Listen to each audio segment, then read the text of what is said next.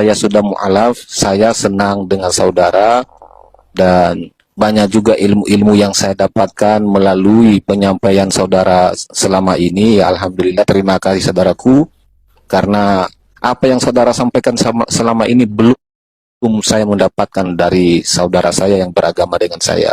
Dan saya support saudara, seperti yang saudara bilang tadi, ya, kalau di kami menyebut kepercayaan saudara, memang seperti itu. Ada oknum-oknum mengatakan itu dakwah ceramah, dan sebaliknya. Seharusnya kita memahami, ya, kita harus memberi. Kenapa? Benar, iya juga ya kata Edis ini ya. Ketika kita menyampaikan keyakinan Edis, kenapa nggak ada yang protes? Dan kenapa Edis hanya menjawab, menjelaskan? Kenapa kita mau mempenjarakan? Ada apa? Seharusnya kita kalau sudah sadar, berarti kita ini sudah didoktrin dengan kebencian. Makanya kita ini berperilaku yang baik aja. Jadi saudaraku Edis, mohon maaf ya, saya tidak mau ceramah di sini. Saudara saya support, ya, semoga saudara selalu dalam lindungan Tuhan. Tuhan yang menciptakan langit dan bumi beserta isinya, dan termasuk keluarga besar saudara, dimanapun mereka berada malam ini. Amin. Baik, terima kasih Bang. Terima kasih Bang. Ya, baik. Terima kasih, selamat malam. Saya pun menghargai pilihan Anda seperti itu ya. Saya hargai pilihan Anda, mau mualaf mau apa terserah. Cuman yang ingin saya suarakan begitu, keadilan. Kalau Anda mengutarakan tentang Kristen begini begitu, saya pun harus mengutarakan tentang Islam begini begitu. Tinggal jawab saja. Kalau nggak bisa jawab, ya bilang saya nggak bisa jawab. Ini kan bagus seperti itu. Nah, ini maksudnya. Oke lah Bang, cuman satu saja yang menjadi pikiran saya ini, Abang udah sering nonton saya, sudah sering nonton channel Edis TV, bahkan mensupport Edis TV, tapi kok masih saja mualaf, tapi kok masih saja mualaf, tapi kok masih saja mualaf. Tapi mungkin itu kita bahas di lain kesempatan ya Bang ya? Atau kita mau bahas itu?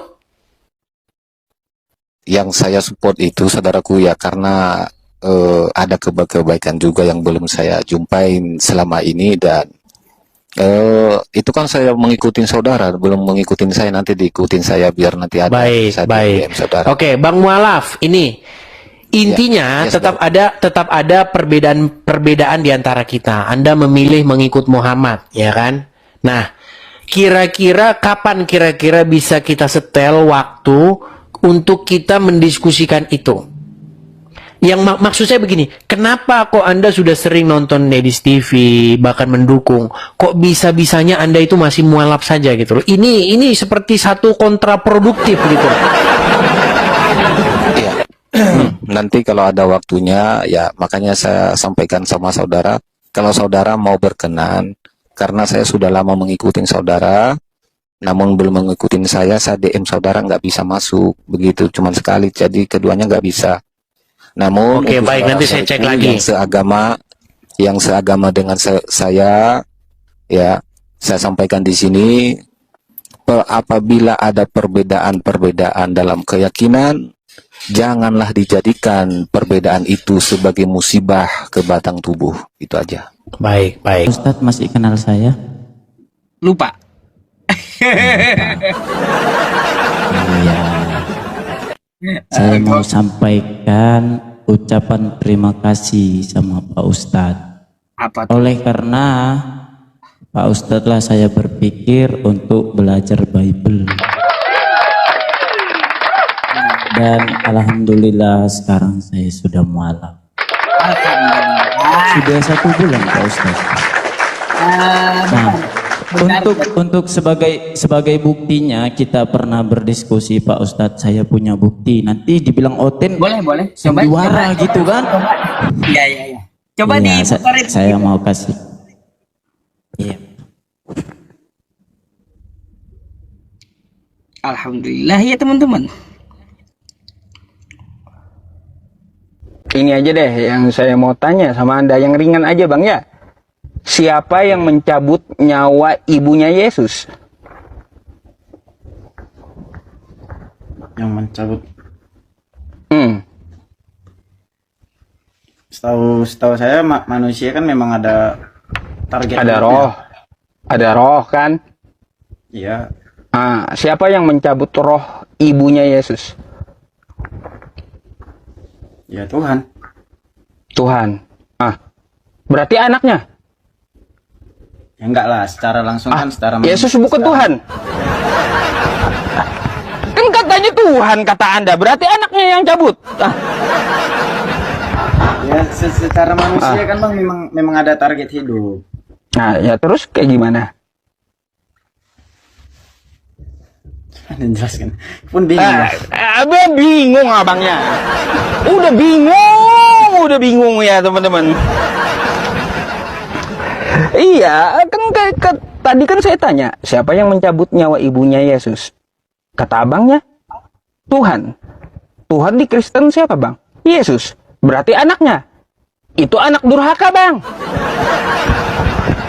Mencabut nyawa ibu sendiri. Anak durhaka itu, ya. Gimana sih abang? Pikir bang, makanya beriman itu kita pakai logika bang, pakai akal yang diberikan oleh Tuhan. Ya, kalau yang nggak masuk akal nggak usah diimani gitu. Oh iya, ingat saya. Ini dia, ini. Ingat, saya ingat. Alhamdulillah, iya bang, iya. Ini dia, ini. Ingat saya. Ingat.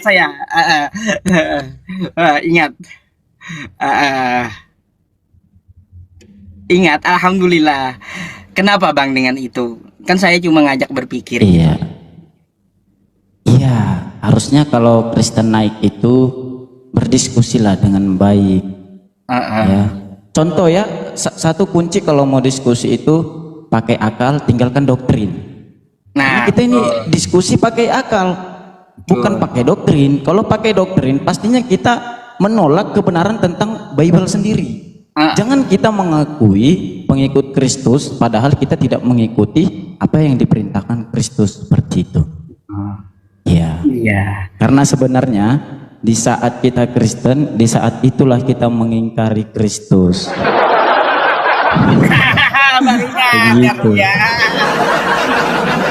Iya, Baru Pak Ustadz. nyadar. Iya.